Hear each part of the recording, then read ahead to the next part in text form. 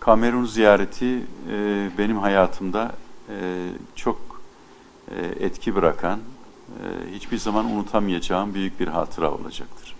Yaoundé Merkez Camii'de Cuma günü Kamerunlu Müslüman kardeşlerimizle buluşmamızı unutmam mümkün değildir.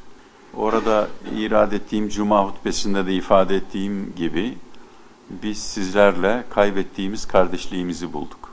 İnşallah benim Kamerun'a ziyaretim, sizlerin buraya ziyaretiniz, iki ülke arasındaki ilişkilere yeni bir ivme kazandıracaktır.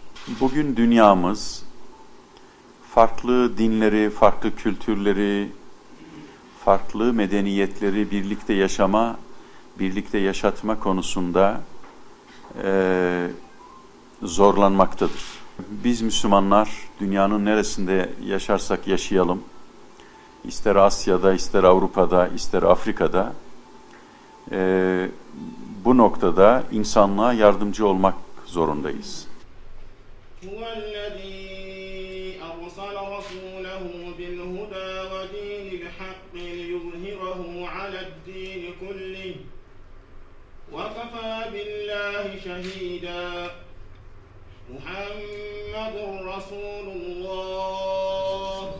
اللهم يا مجيب الدعوات اقبلنا بك أنزل حاجتنا وأنت تعلم بها فقد ارحمني يا رب العالمين.